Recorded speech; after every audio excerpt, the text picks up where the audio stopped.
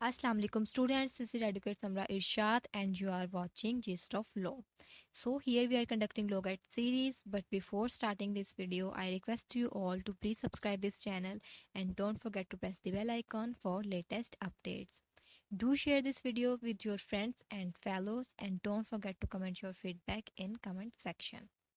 So today we are going to discuss Order 9. Order 9 is all about appearance of parties and consequence of non-appearance.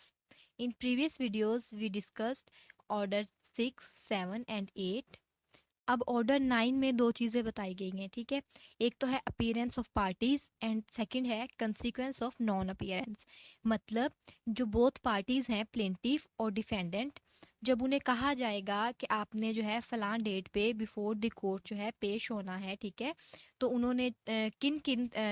Conditions में, किन किन dates पे उन्होंने पेश होना है, ठीक है। और सेकंड है कंसीक्वेंस ऑफ नॉन अपीयरेंस, कि अगर तो उनकी डेट ऑफ हेयरिंग थी, ठीक है, उन्हें कोर्ट ने जो है वो बताया कि आपने जो है फलां डेट पे जो है वो आपकी हेयरिंग है, आपने पेश होना है, और वो अगर अपीयर नहीं होते तो देन उनकी नॉन अपीयरेंस के क्या क्या कंसिक्वेंसेस होंगे। तो इसको हम रूल वाइज पढ़ते हैं। सबसे पहले हमारा रूल 1, ठीक है, parties to appear on day fixed in summons for defendant to appear and answer. अब रूल 1 में क्या बताया गया है कि जब प्लेंटिफ कोर्ट में अपनी प्लेन दायर करता है तो उसके बाद जब कोर्ट समन भेजती है अपोजिट पार्टी को यानी डिफेंडेंट को, तो उस समन में जो डेट फिक्स की जाती है, ठीक है, उस डेट पर डिफेंडेंट जो है वो हाजिर होता है। अब यही बात जो सिंपली जो है वो रूल 1 में बताई गई है। On the day fixed in the summons for the defendant to appear and answer, the parties shall be in attendance at the court house in person और बाय देयर रिस्पेक्टिव प्लीडर्स।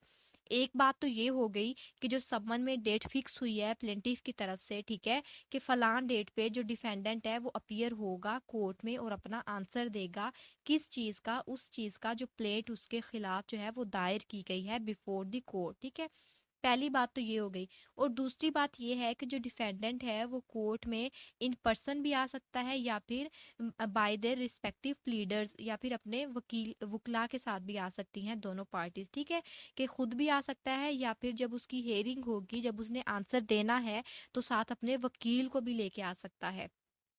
और जब वो आएगा इसके बाद क्या है, the suit shall then be heard unless the hearing is adjourn to a future day fixed by the court. कि जो सूट है, जब दोनों पार्टीज जो है अपीयर हो जाएंगी फिक्स डे पर, फिक्स डे कौन सा? जो कि सम्मन के ऊपर लिखा हुआ है कि जी फलां डेट को जो डिफेंडेंट है वो अपीयर होगा खुद या फिर अपने वकील के साथ और आंसर देगा उस एलिगेशन का जो कि प्लेट में उस पर लगाए गए हैं, ठीक है, अपनी रिटर्न स्टेटमेंट जमा कराएगा। तो जब दोनों पार्टीज हाजिर हो जाती है तो फिर क्या होता है, सूट जो है उसकी हेयरिंग जो है वो स्टार्ट हो जाती है, ठीक है। और या फिर जो है वो हेयरिंग जो है वो फ्यूचर डे के ऊपर जो है फिक्स कर दी जाती है बाय द कोर्ट। ये सिंपल सी बात जो थी ये बताई गई रूल 1 में।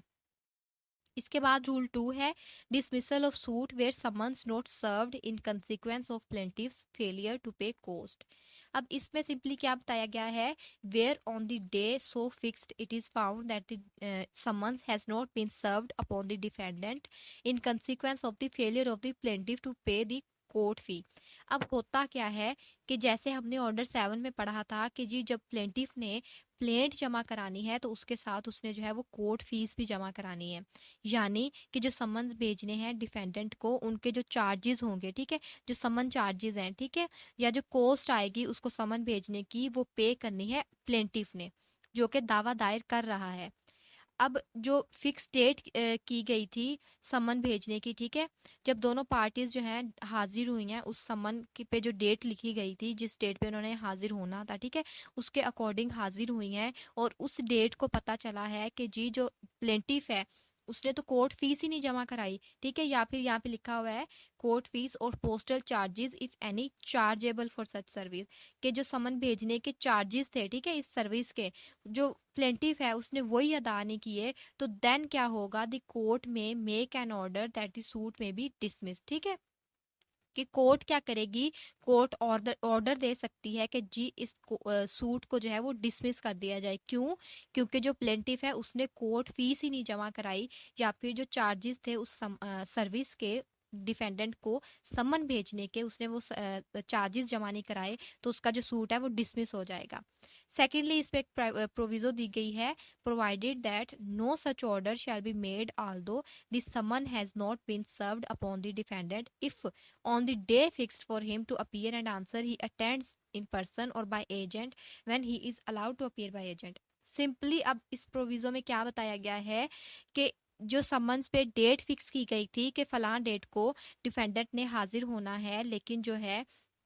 प्लेंटिफ ने कोर्ट फीस अदा ना की, जो समन था वो पहुंचा ही नहीं डिफेंडेंट के पास, ठीक है। लेकिन जो डिफेंडेंट है वो खुद ही कोर्ट में अपीयर हो जाता है, ठीक है। प्रोविजो हमें ये बता रही है कि जो डिफेंडेंट है वो खुद ही कोर्ट में अपीयर हो गया। कैसे कि अगर उसको कहीं से इन्फॉर्मेशन मिल गई या उसे पता लग गया कि जी आपके खिलाफ जो है वो फलां कोर्ट में जाओ वो प्लेंट दायर की गई है, ठीक है, और फलां डेट को जो है आपने आंसर करना है, ठीक है, और डिफेंडेंट जो है वो खुद ही वहां पे हाजिर हो गया या थ्रू अपने एजेंट के थ्रू वहां पे हाजिर हो गया, तो देन क्या होगा, जो कोर्ट है उस सूट को डिसमिस नहीं करेगी, ठीक है, क्योंकि जो डिफेंडेंट है वो हाजिर हो गया है, ठीक है। फिर क्या होगा, उसकी जो प्रोसीडिंग है उस सूट की जो है वो उसको आगे प्रोसीड किया जाएगा।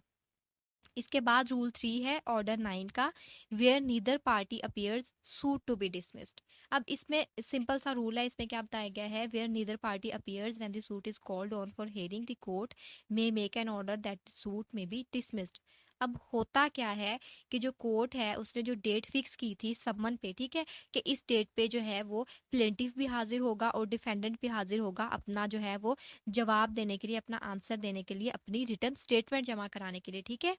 तो हुआ क्या, नीदर पार्टीज, दोनों पार्टीज, ठीक है, ना तो उस डेट पे प्लेंटिफ हाजिर हुआ ना ही डिफेंडेंट हाजिर हुआ, तो ऑब्वियसली कोर्ट क्या करेगी, कोर्ट उस सूट को डिसमिस कर देगी, ठीक है। इसके बाद रूल 4 आ गया, plaintiff may bring fresh suit और court may restore suit to file. अब इसमें क्या बताया गया है, रूल 4 में where a suit is dismissed under rule 2 और रूल 3, ठीक है। अब रूल 2 और रूल 3 हमने क्या पढ़े, रूल 2 में हमने पढ़ा कि जो सूट है वो डिसमिस हुआ किस बिना पर, कि जो प्लेंटिफ था उसने जो है वो कोर्ट फीस नहीं अदा की, ठीक है, जो समन भेजना था डिफेंडेंट को उसके जो सर्विस चार्जेस थे, ठीक है, जो उस पर कॉस्ट आनी थी प्लेंटिफ ने वो अदा नहीं की, देन क्या हुआ, उसका जो सूट था वो डिसमिस हो गया। और रूल 3 में हमने क्या पढ़ा कि जनाब जिस डेट पे दोनों पार्टीज ने हाजिर होना था वो दोनों पार्टीज हाजिर नहीं हुई, देन क्या हुआ, उनका जो सूट था वो डिसमिस हो गया। तो अब यहाँ पे क्या बताया गया है, the plaintiff may subject to the law of limitation bring a fresh suit, कि प्लेंटिफ क्या कर सकता है, लिमिटेशन के अकॉर्डिंग, लिमिटेशन लॉ को अपने जहन में रखते हुए फ्रेश सूट लेके आ सकता है कोर्ट के सामने, ठीक है।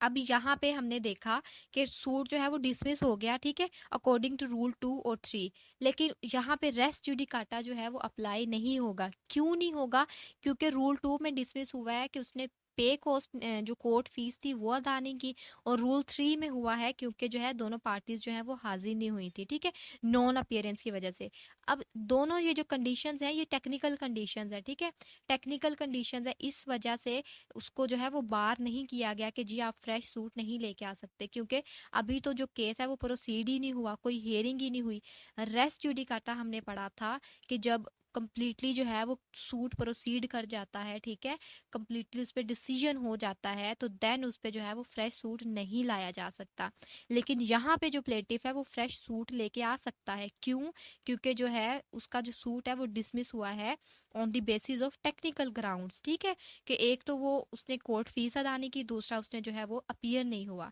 तो वो क्या कर सकता है, फ्रेश सूट लेके आ सकता है, लेकिन लिमिटेशंस को माइंड में रखते हुए। ये नहीं कि सूट जो है वो अब दायर हुआ था और वो अब से 10 साल बाद आए कि जनाब मेरा फलां सूट था, मैं उसको जो दोबारा से जो है वो शुरू करना चाहता हूँ, ऐसे नहीं होगा, ठीक है। और दूसरी बात रूल 4 में क्या बताई गई है, और he may apply for an order to set the dismissal aside and if he satisfy the court that there was sufficient cause for his not paying the court fee और फॉर हिज नॉन अपीयरेंस। अब simply इसमें दो चीजें बता दी गई। पहली तो हमने पढ़ ली कि जी अगर तो उसका सूट डिसमिस होता है अंडर रूल 2 और 3, कि वो एक तो वो हाजिर नहीं हुआ, दूसरा उसने जो है वो कोर्ट फीस अदा नहीं की, ठीक है, तो वो क्या कर सकता है, फ्रेश सूट लेके आ सकता है, ठीक है, नए सिरे से ही नया सूट ला सकता है। दूसरा वो क्या कह रहे हैं कि अगर वो फ्रेश सूट नहीं लाना चाहता, देन वो क्या करेगा, जो पहले वाला सूट है वो उसको रीस्टोर करा सकता है, ठीक है। कैसे करा सकता है, he may apply for an order to set aside the dismissal, कि वो एप्लीकेशन देगा कि जनाब जो आपने जो है वो ऑर्डर दिया है मेरे सूट को डिसमिस करने का, किन ग्राउंड्स पे, एक तो मैं जो है मैंने कोर्ट फीस अदा नहीं की, या फिर जो है मैं अपीयर नहीं हुआ, इन ग्राउंड्स पे जो मेरा सूट है उसको सेट असाइड किया गया है, ठीक है, उसको डिसमिस किया गया है, तो जनाब उसको सेट असाइड किया जाए। तो जो प्लेंटिफ होगा वो एप्लीकेशन देगा सेट असाइड की, ठीक है। तो कोर्ट क्या करेगी, सबसे पहले तो एप्लीकेशन जो है वो देगा, लेकिन साथ ही साथ उसको क्या करना पड़ेगा, उसको कोर्ट को सेटिस्फाई करना पड़ेगा। कैसे, कि वो एक सफिशिएंट कॉज बताएगा, ठीक है, एक सॉलिड रीजन बताएगा कि जनाब मैंने कोर्ट फीस क्यों नहीं अदा की, ठीक है, या फिर जो है वो मैं फलां डेट को हाजिर क्यों नहीं हुआ, ठीक है। अपनी कोर्ट फीस ना जमा कराने की भी सफिशिएंट कॉज देनी है अकॉर्डिंग टू रूल 2 जो उसका डिसमिस हुआ, और अपने नॉन अपीयरेंस की भी उसने जो है वो सफिशिएंट कॉज देनी है अकॉर्डिंग टू रूल 3 जो वो हाजिर नहीं हुआ, ठीक है। इन दोनों की सफिशिएंट कॉज देगा और कोर्ट को सेटिस्फाई करेगा, ठीक है। और अगर तो वो कोर्ट सेटिस्फाई हो जाती है उसकी सफिशिएंट कॉज को देख के, तो देन क्या होगा, कोर्ट उस डिसमिसल को सेट असाइड कर देगी, ठीक है। और क्या करेगी, shall appoint a day of proceeding with the suit, ठीक है। और उस सूट को आगे प्रोसीड करने के लिए जो है वो एक डे अपॉइंट कर देगी, एक डेट दे देगी, ठीक है, कि आपने आगे जो है फलां डेट पे हाजिर होना है। अब ये तो पढ़ा हमने रूल 4 में दो चीजें, कि अगर तो आपका सूट डिसमिस हो जाता है अंडर रूल 2 और 3, ठीक है, तो आप क्या कर सकते हैं, एक तो आप फ्रेश सूट लेके आ सकते हैं। अगर आप फ्रेश सूट नहीं लाना चाहते तो जो आपका पहले वाला सूट है आप उसको रीस्टोर करा सकते हैं बाय गिविंग का sufficient cost to the court, ठीक है। इसके बाद आ गया rule 5, dismissal of suit where plaintiff after summons returned unserved fails for 3 months to apply for fresh summons. अब रूल 5 में जनरली क्या बताया गया है, where after a summons has been issued to the defendant और to one of several defendants and returned unserved. अब basically इसमें क्या बात की गई है कि प्लेंटिफ ने क्या करना है ये, ठीक है, जब उसने जो है वो सम्मन भेजना है डिफेंडेंट को, तो ये प्लेंटिफ का काम है कि उसने जो है वो उस पे एग्जैक्ट जो रेजिडेंस है डिफेंडेंट की, जो उसका एग्जैक्ट पता है वो बताना है कोर्ट को, ठीक है, कि जनाब फलां पते पे जो है आप जो है समन भेजें, ठीक है, यहाँ जो है वो डिफेंडेंट रहता है, ठीक है, तो यहाँ पे उसको जो है वो समन सर्व किया जाए, ठीक है। देन वो अपना आंसर देने के लिए कोर्ट के सामने फिक्स डेट पे हाजिर हो सकता है। अच्छा, अब समन जो है वो सर्व कर दिया गया, लेकिन जो समन है वो उसको सर्व नहीं हुआ, ठीक है, और वो वापस आ गया अनसर्व्ड, ठीक है। यहाँ पे लिखा हुआ है रिटर्न्ड अनसर्व्ड, के डिफेंडेंट को समन सर्व नहीं हुआ और अनसर्व्ड ही वापस आ गया, तो देन क्या होगा, प्लेंटिफ के पास ये रेमेडी है कि वो विद इन 3 months जो है दोबारा से उसको फ्रेश समन जो है वो भेज सकता है, ठीक है। फ्रेश समन भेजेगा विद इन 3 months, उसके पास 90 days का टाइम है, ठीक है, कि अगर तो समन उसको अनसर्व्ड डिफेंडेंट को वापस आ गया है तो प्लेंटिफ क्या करेगा, विद इन 3 months उसको दोबारा से समन भेजेगा, ठीक है, कोई एग्जैक्ट पते पे, ठीक है, कि कहेगा जनाब मैंने जो है एग्जैक्ट पता जो है मालूम कर लिया, तो इस पते पे दोबारा से जो है वो समन फ्रेश समन जो है भेजा जाए। लेकिन अगर तो वो ऐसा नहीं करता, ठीक है, विद इन 3 months भी अगर वो फेल हो जाता है समन भेजने में, तो फिर क्या होगा, court shall make an order that this suit में be dismissed at as against such defendant, ठीक है। तो कोर्ट क्या करेगी, कोर्ट जो है वो सूट को डिसमिस कर देगी, ठीक है, कि पहले जो है समन भेजा गया वो अनसर्व वापस आ गया, फिर 3 month बाद फिर भेजा गया, फिर भी जो है उसको सर्व नहीं हुआ, तो कोर्ट क्या करेगी, उसको डिसमिस कर देगी। अब यहाँ पे क्या होगा, जो प्लेंटिफ है, ठीक है, प्लेंटिफ क्या करेगा, प्लेंटिफ जो है वो टाइम एक्सटेंड करा सकता है, लेकिन कैसे कराएगा, वो यहाँ पे 3 चीजें दी गई हैं। पहली चीज तो ये दी गई है, he has failed after using his best endeavours to discover the residence of the defendant, ठीक है, कि उसने जो है पूरी कोशिश की कि जनाब जो है वो असल पते पे डिफेंडेंट को जो है उसका जो रेजिडेंस है वो डिस्कवर कर ले, लेकिन फिर भी उसको नहीं पता चला कि डिफेंडेंट कहाँ रहता है, ठीक है, उसका एग्जैक्ट पता क्या है, और वो फेल हो जाता है समन जो है वो सर्व करने में, ठीक है। दूसरा है कि जो डिफेंडेंट है is avoiding service of process, के जनाब डिफेंडेंट जो है वो खुद ही से अवॉइड कर रहा है इस सर्विस को, ठीक है, वो खुद चाहता ही नहीं है कि उसको जो है वो समन मिले, या फिर जो है वो सफिशिएंट कॉज बता देता है for extending the time in which the court में extend the time for making such application, ठीक है, कि या तो वो सफिशिएंट कॉज दे देता है, देन कोर्ट क्या करेगी, कोर्ट उस टाइम को एक्सटेंड कर देगी, ठीक है, उसकी सफिशिएंट कॉज को सुनने के बाद।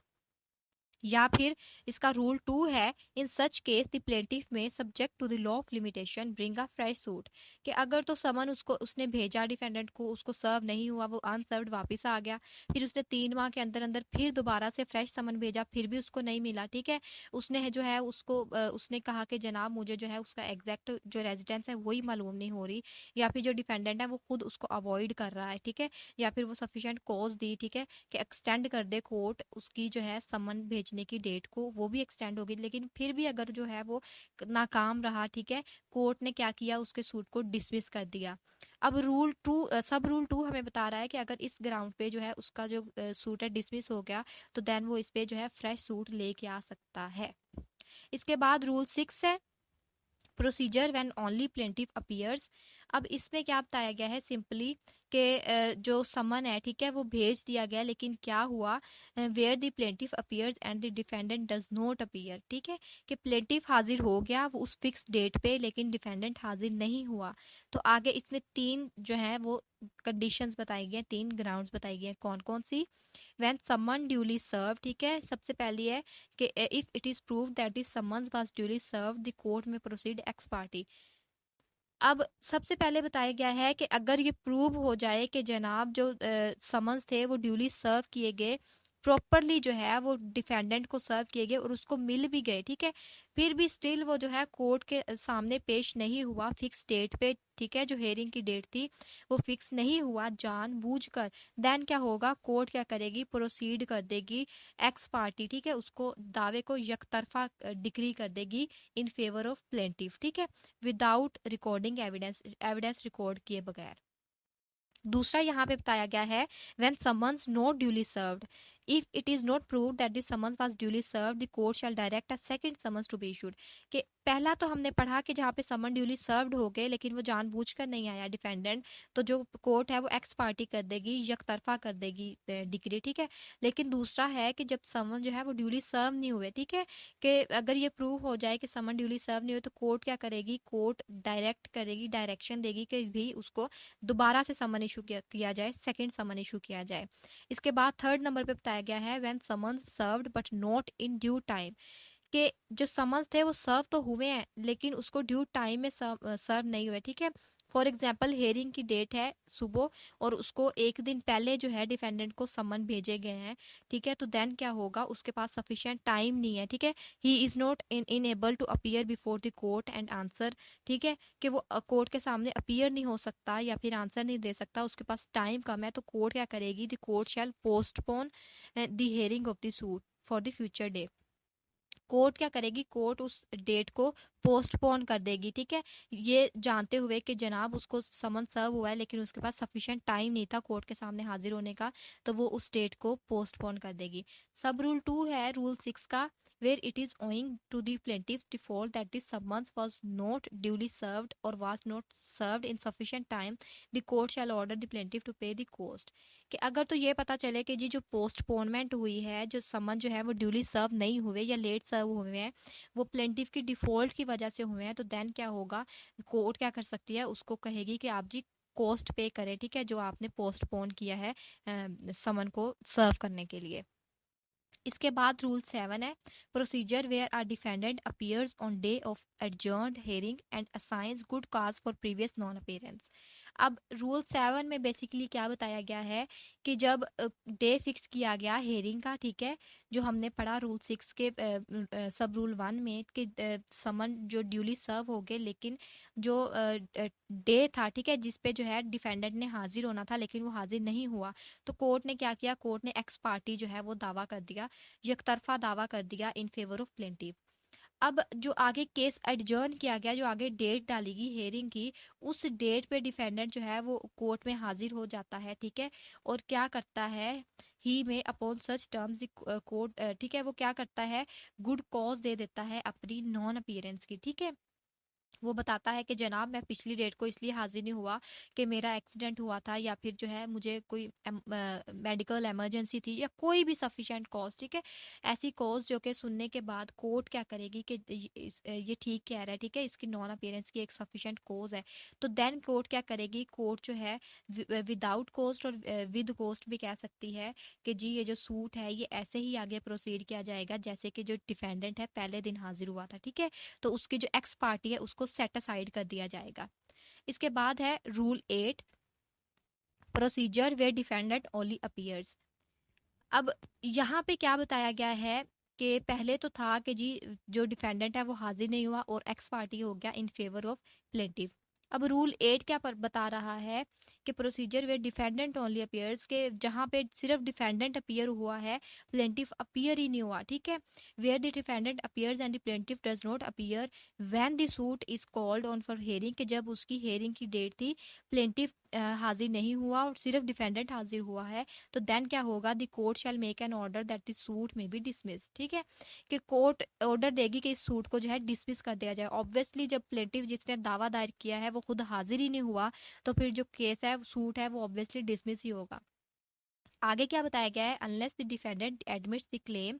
कि अगर तो प्लेंटिफ हाजिर नहीं हुआ और उसकी गैर मौजूदगी में जो डिफेंडेंट है वो एडमिट कर ले, ठीक है, कि जनाब जो जो एलिगेशंस प्लेंटिफ ने मेरे पे लगाए हैं वो बिल्कुल दुरुस्त है, मैं उनको एडमिट करता हूँ, तो कोर्ट क्या करेगी, कोर्ट प्लेंटिफ की फेवर में जो है वो डिग्री पास कर देगी। लेकिन इन प्रैक्टिस ऐसा होता नहीं है, ठीक है, और स्पेशली हमारे जैसी कॉम में तो जो डिफेंडेंट है बिल्कुल भी ऐसे नहीं हो सकता कि वो खुद आके एडमिट कर ले कि जनाब मैंने ये जो चीज़ें हैं ये बिल्कुल मैं एक्सेप्ट करता हूँ, मैंने की हैं, जो एलिगेशंस मुझ पे लगाए गए हैं वो बिल्कुल दुरुस्त हैं, ठीक है। ऐसे होता नहीं है। वैसे इसमें सिंपली ये बताया गया है कि अगर तो प्लेंटिफ हाजिर नहीं होता, डिफेंडेंट हाजिर होता है, तो कोर्ट क्या करेगी, उस सूट को डिसमिस कर देगी। रूल 9 है decree against plaintiff by default bars bars fresh suit, कि अगर तो प्लेंटिफ है, ठीक है, वो रूल अंडर रूल 8, ठीक है, कि जो कोर्ट डिसमिस हुआ, क्यों डिसमिस हुआ, कि जी प्लेंटिफ जो था वो हाजिर नहीं हुआ था, ठीक है। अब ये जो है प्लेंटिफ की डिफॉल्ट है, इस डिफॉल्ट की वजह से कोर्ट ने क्या किया, लॉ ने क्या किया, उसको बार कर दिया फ्रेश सूट लाने के लिए, ठीक है, कि आपने ये डिफॉल्ट किया है, आपकी हेयरिंग थी, आपकी डेट थी हेयरिंग की और आप उस डेट पे हाजिर नहीं हुए, ठीक है, तो अब उस चीज़ पे जो है आपका जो केस है, आपका जो सूट है वो डिसमिस हो गया, तो उस पे आप जो है वो नया सूट फ्रेश सूट नहीं ला सकते। अब यहाँ पे प्लेंटिफ के पास रेमेडी क्या है, but he may apply for an order to set the dismissal aside, and if he satisfy the court that there was sufficient cause for non appearance when the suit was called on for hearing, the court shall make an order to set aside the dismissal. अब rule 9 हमें क्या बता रहा है कि जब under rule 8 जो उसका जो केस है, सूट है वो डिसमिस हो गया प्लेंटिफ का क्योंकि वो हाजिर नहीं हुआ था, ठीक है, तो वो उस पर फ्रेश सूट नहीं ला सकता। लेकिन उसके पास रेमेडी क्या है कि वो एक एप्लीकेशन देगा, किस चीज की, जो उसका पहले वाला सूट है उसको रीस्टोर कर लिया जाए, ठीक है, कि जो डिसीजन जो उसके अगेंस्ट हुआ है, ठीक है, जो सूट उसका डिसमिस हुआ है उसको सेट असाइड कर दिया जाए। कब, जब वो एक सफिशिएंट कॉज देगा, एक सॉलिड रीजन बताएगा कोर्ट को कि जनाब ये रीजन थी जिसकी वजह से मैं उस डेट को हाजिर नहीं हो पाया, ठीक है। तो जब वो एक सफिशिएंट कॉज देगा तो कोर्ट क्या करेगी, कोर्ट उसका जो डिसमिस किया हुआ है सूट उसको सेट असाइड कर देगी and shall appoint a day for proceeding with the suit, और एक डे अपॉइंट कर देगी जिसमें जो सूट है उसको आगे फर्दर प्रोसीड किया जाएगा। अब रूल 9 का सब रूल 2 हमें क्या बता रहा है, no order shall be made under this rule unless notice of the application has been served on the opposite party, कि जो आपने जो है कोर्ट ने ऑर्डर देना है कि जो एप्लीकेशन दी है प्लेंटिफ ने कि जनाब मैं इस वजह से अपीयर नहीं हो पाया पिछली हेयरिंग पे, तो इसको सेट असाइड किया जाए डिसमिसल को। तो जो कोर्ट ने उस डिसमिसल को सेट असाइड करना है, उसका जो ऑर्डर है उसको देने से पहले कोर्ट ने हर हाल में नोटिस देना है ऑपोजिट पार्टी को, ठीक है, कि डिफेंडेंट को भी पता हो कि जो डिसमिस हो चुका है सूट उसको दोबारा फिर से सेट असाइड किया जा रहा है, ठीक है, तो उसके लिए जो है कोर्ट क्या करेगी, नोटिस भेजेगी डिफेंडेंट को। इसके बाद रूल 10 है procedure in case of non attendance of one और more of several plaintiffs, where there are more plaintiffs than one and one or more of them appear and the others do not appear, the court may at the instance of the plaintiff or plaintiffs appearing permit the suit to proceed in the same way as if all the plaintiffs had appeared. अब इसमें क्या बताया गया है, simply जैसे हमने rule 8 में पढ़ा कि जो डिफेंडेंट जो प्लेंटिफ है उसने एक जो हेयरिंग की डेट थी उस पर हाजिर होना था, लेकिन वो हाजिर नहीं हुआ, तो क्या हुआ, सूट उसका डिसमिस हो गया। अब रूल 10 हमें क्या बता रहा है कि अगर तो प्लेंटिफ वहां पे तो जो प्लेंटिफ था वो एक ही था, ठीक है, तो उसका सूट जो है वो डिसमिस हो गया। लेकिन रूल 10 हमें क्या बता रहा है कि जब एक से ज्यादा प्लेंटिफ्स हो तो तब क्या प्रोसीजर होगा। एक प्लेंटिफ जो है वो हाजिर नहीं हुआ तो इसका ये मतलब नहीं है कि सबके सबकी गलती है, ठीक है, जो सूट है वो सबके अगेंस्ट जो है वो डिसमिस कर दिया जाए, नो।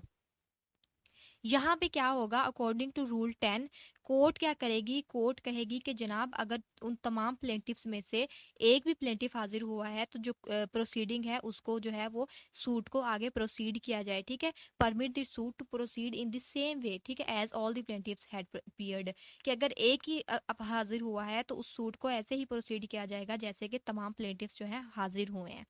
अब रूल 11 है वो भी सेम है। रूल 10 में हमने पढ़ा कि अगर प्लेंटिफ हाजिर नहीं होते, ठीक है, उनमें से कोई एक आधा हाजिर नहीं होता, अगर वो सेवरल प्लेंटिफ्स हैं देन क्या होगा। और रूल 11 में भी यही बताया गया है कि अगर डिफेंडेंट एक या एक से ज्यादा है तो देन क्या होगा, अगर उनमें से कोई एक जो है वो मतलब हाजिर नहीं हुआ और जो है वो जजमेंट पास हो गई उनके अगेंस्ट, ठीक है, तो ऐसा नहीं होगा। अगर एक जो है वो हाजिर नहीं हुआ तो अगर दूसरे हाजिर हुए हैं तो ऐसे ही समझा जाएगा कि जैसे कि तमाम के तमाम डिफेंडेंट्स जो हैं वो हाजिर हुए हैं, ठीक है। इसके बाद है rule 12, consequence of non attendance without sufficient cause shown of party ordered to appear in person। अब रूल 12 हमें क्या बता रहा है कि जब कोर्ट ने, ठीक है, वेयर अ प्लेंटिफ और defendant who has been order to appear in person does not appear in person, ठीक है,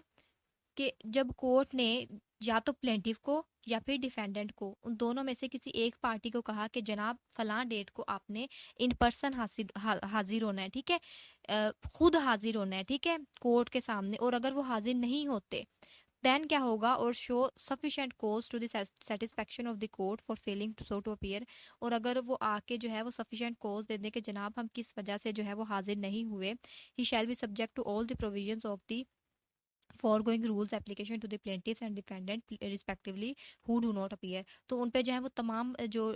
प्रोविजंस हैं वो अप्लाई हो जाएंगी जो कि हमने अभी पढ़ी हैं, ठीक है, कि अगर वो हाजिर नहीं होते, अगर कोर्ट ने उन्हें कहा था कि आपने इन पर्सन हाजिर होना है और अगर वो नहीं होते तो देन क्या होगा, सूट जो है वो डिसमिस हो जाएगा। इसके बाद जो मोस्ट इम्पोर्टेंट रूल है हमारे ऑर्डर 9 का, ठीक है, वो है rule 13, setting aside decree ex party.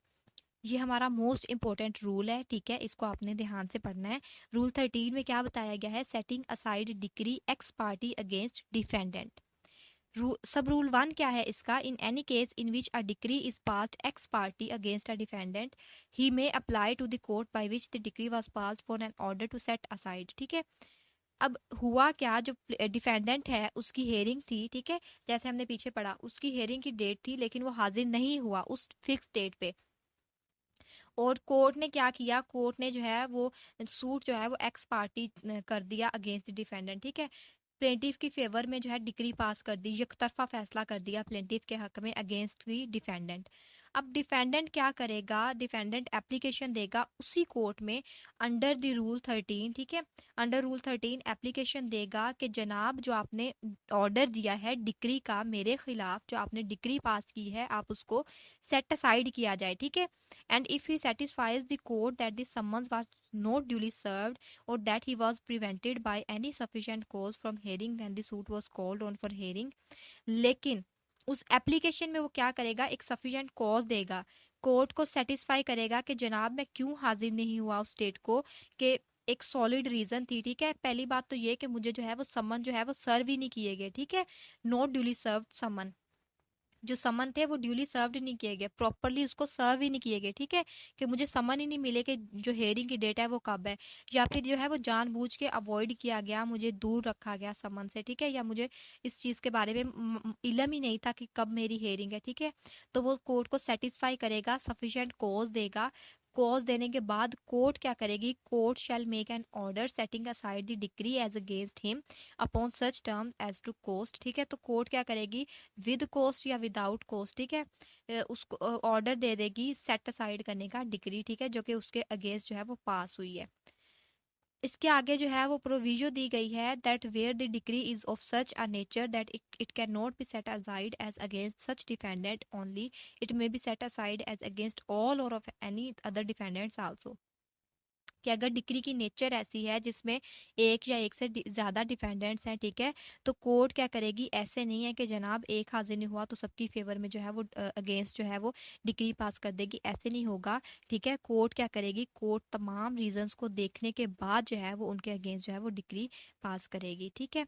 और इसके बाद प्रोविजो क्या बताई गई है, provided further that no decree passed ex parte shall be set aside merely on the ground of any irregularity in the service of summons if the court is satisfied।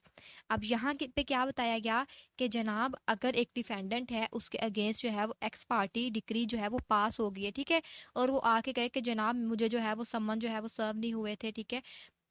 इस वजह से जो है वो मैं हाजिर नहीं हुआ, तो कोर्ट क्या करे, जो कोर्ट कहेगी कि जनाब ठीक है, जो आपका जो ऑर्डर है उसको हम सेट असाइड कर देते हैं। नो, यहाँ पे बताया गया है कि हर हाल में डिफेंडेंट जो है जिसके अगेंस्ट जो है डिक्री पास हुई है उसने एक सॉलिड रीजन देनी है, एक सफिशिएंट कॉज बतानी है। ये नहीं होगा कि वो नॉर्मली आके जनरली आके कहे कि जनाब मुझे तो जो है वो सम्मन नहीं मिला, जो इरेगुलरिटी थी सर्विस में इसलिए जो है मुझे पता नहीं चला या ये वो। ठीक है, ये बात नहीं है, उसके लिए आप उसको एक सॉलिड रीजन देना होगा, ठीक है, जिसकी बुनियाद पर कोर्ट जो है उसको सेट असाइड करेगी और उसका जो नोटिस है वो ऑपोजिट पार्टी को भेजेगी। ठीक है,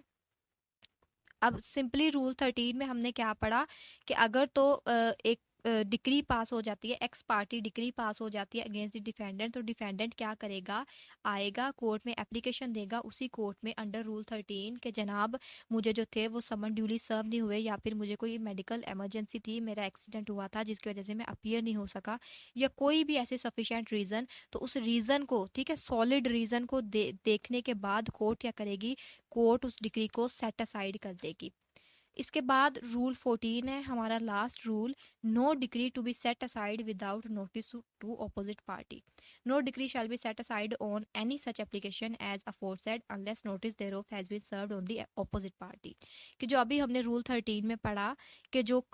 एक्स पार्टी डिग्री हुआ था अगेंस्ट द डिफेंडेंट, तो वो एप्लीकेशन देता है, सॉलिड रीजन देता है, सफिशिएंट कॉज बताता है, तो उस बुनियाद पर उसका जो एक्स पार्टी डिसीजन है उसको सेट असाइड कर दिया जाता है। ठीक है, लेकिन इसको सेट असाइड करते हुए जो कोर्ट ने ऑर्डर देना है उससे पहले क्या है, इंपॉर्टेंट है कि आपने डिग्री को सेट असाइड करने से पहले नोटिस भेजना है ऑपोजिट पार्टी को। ठीक है, तो जो ऑपोजिट पार्टी है वो भी हाजिर होगी, दोनों पार्टीज जो हैं वो हाजिर होगी on the date of hearing. ठीक है, दोनों अपनी अपनी रीजंस बताएंगी। ठीक है, फिर उन रीजंस को जानने के बाद जो कोर्ट क्या करेगी, कोर्ट कहेगी कि ठीक है इस डिग्री को जो है जो डिफेंडेंट है वो सफिशिएंट कॉज बयान कर रहा है, तो देन क्या करेगा, उस डिग्री को सेट असाइड कर देगा। ठीक है, यकतरफा फैसले को सेट असाइड कर देगा, जो एक्स पार्टी हुआ था और जो प्रोसीडिंग है उसको जो है वो दोबारा से जो है वो स्टार्ट किया जाएगा, कोई डेट फिक्स की जाएगी। ठीक है, आगे जो है उस प्रोसीडिंग को चलाने के लिए। तो ये तो था हमारा ऑर्डर 9। ठीक है, that was all, thank you so much, Allah Hafiz.